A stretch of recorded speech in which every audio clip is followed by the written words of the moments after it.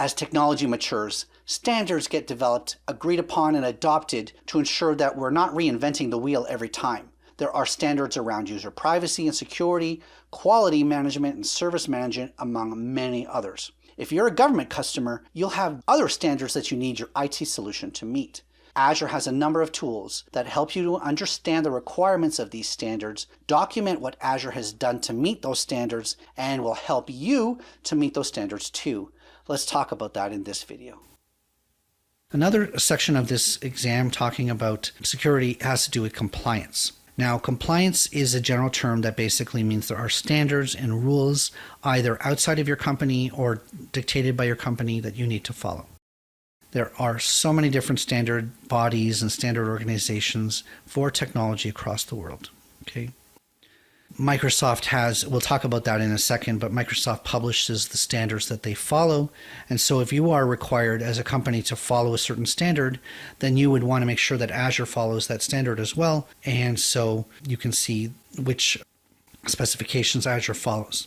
And they also provide you a bunch of tools to help you be in compliance with standards. So some standards have to do with how you handle data, personally identifiable information, like with the credit card industry's PCI standard. Then some of that is going to be on the technology, on the security, on the way that the data is encrypted, etc. But some of that is going to be on you, on the way that your applications handle data, on the processes that you have for detecting anomalies and for responding to change and tracking changes, etc. If we take recent in the news GDPR, General Data Protection Regulation, if you're not familiar, GDPR is a set of rules that the EU passed designed to give citizens more control over their personal data. It does also affect companies outside of the EU that have EU citizens' data. So in this particular case, if you're an EU citizen, you have certain rights over your data, and all companies around the world need to respect those rights.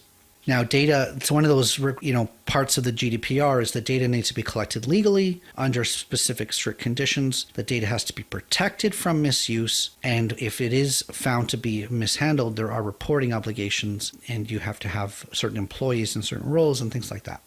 We can look at another standard called the ISO standard, and this is something Azure published. ISO has a number of standards that they publish, and Azure is in compliance with these ones. Also, the Azure Government Network, which is separate, is also in compliance with most of them. Now, take an example. Let's look at ISO 9001. That is a quality management system standard that basically ensures that companies and organizations follow certain best practices for maintaining quality. And this includes, bug tracking and how it responds to this and how timely they fix issues once identified, etc. Another standard is ISO 20000-1. And that's a service management standard. So whether the 9001 was a quality management standard, this has to do with service.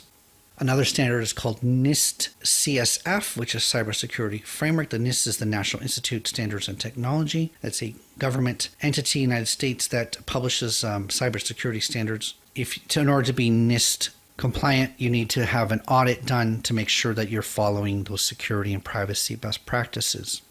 We can see Microsoft has a web page. If you're interested in these standards, there are websites, Microsoft Trust Center being one of them, talking about the NIST CSF and how they're compliant with it. And there's also blueprints and security papers and things that you can read. Microsoft wants me to talk to you about their privacy statement. If you go to privacy.microsoft.com, you'll be able to see how Microsoft collects your data, what it does with it, who it shares it with, all this stuff. It's a beautiful page, but it's also a lot of words in terms of your right to privacy. So this is not just the GDPR, but many different standards require that you publish a document that specifically dictates what you collect, what you do with it, why you need it, how you protect it, etc. Okay, and what you can do if you don't want them to have it anymore. Microsoft has a trust center. We saw the NIST document from there. It is a bit complicated. Microsoft.com, ENUS Trust Center, and then the Azure version of that, Cloud Services Azure. And so we can see that this is basically a portal that talks about Microsoft's compliance to certain standards, security, GDPR. Scrolling down a little bit, there's sections for compliance, privacy, transparency. If you are in the public sector working with Azure Government, and what industries standards that Microsoft works with. Similar to that, there's also what's called a Service Trust portal. That's servicetrust.microsoft.com. That has more specific, whereas the Trust Center was more a high level, probably for business owners and things like that. If you really do need to see pen test reports, compliance manager white papers, the blueprints which you can import that are repeatable processes for adhering to standards, the Service Trust seems to be much more detailed, not at a high level at all, but actually at a low level. Now, Microsoft on the Service Trust website has a tool called Compliance Manager. Calls itself a workflow-based risk assessment tool to help you manage regulatory compliance. If you go to the Service Trust portal, you'll see Compliance Manager in the menu, and you've got both a classic and an updated Compliance Manager portal. And then when you go inside of that, you have to have certain permissions on your account set up. But once you get into there, you can see how well you are. Let's say you want to be GDPR compliant. Well, Microsoft will separate out its responsibilities. So the Microsoft Managed Actions, 48 out of 48 compliance. Whereas your responsibilities, the Customer Managed Actions, you haven't started on them yet, right? So in order to be GDPR compliant, you have some work to do, 61 items that you have to check. For the NIST standard, the National Institutes of Technology, then similar situation. They've got 760 actions and you have 215. So in order for you yourself to claim GDPR or NIST compliance, you have to do these particular actions. And Compliance Manager is like a checklist to take you through it, and you can check it off. Now, I mentioned briefly about government services. As some of you might know, Azure has its own U.S. government portal, which is separate from the public portal. So where we go to portal.azure.com, other people go to portal.azure.us. It is specifically for US government agencies, whether it's federal level, state level, or even local agencies.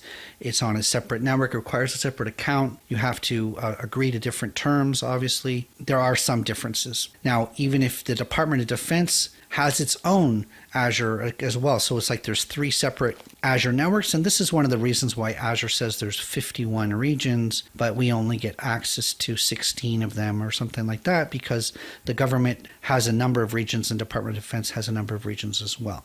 These are isolated data centers and separate from the Azure public cloud. They're separate computers, separate buildings, etc.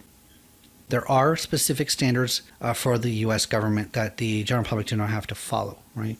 So the FedRAMP is one. We talked about NIST. You can see the acronyms on screen. I'm not going to read them out, but different federal agencies have to follow certain standards for data protection for their security environment. Obviously, federal government and state governments are under some scrutiny. They do important things like elections and security and defense and things like that. So they have certain standards that you as a public company don't have to follow. Okay. They have their own URL, portal.azure.us. You have to sign up with a separate account.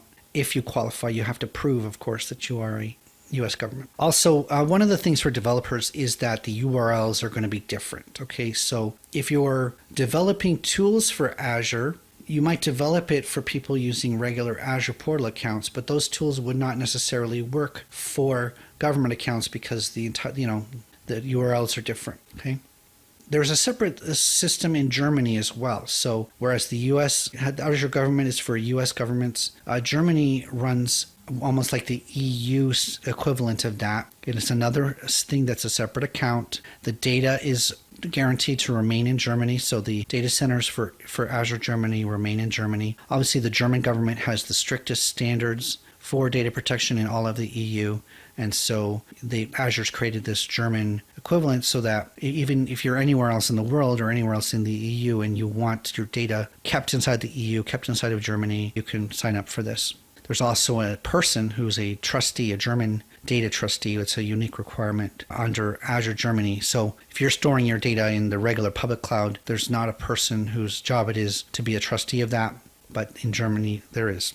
Now, it's a very similar but different situation when it comes to China.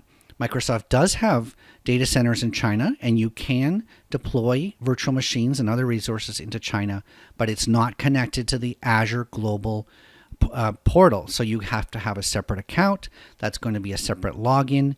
The data is isolated. It's not on the same network. It's going to remain in China and obviously has to follow the Chinese laws and the particular things that you have to do business in that country. So even though you do see China advertised in the number of Azure regions. It's almost like a separate entity. It's run by a different company even. So if you need data centers in China, you can definitely go sign up for that.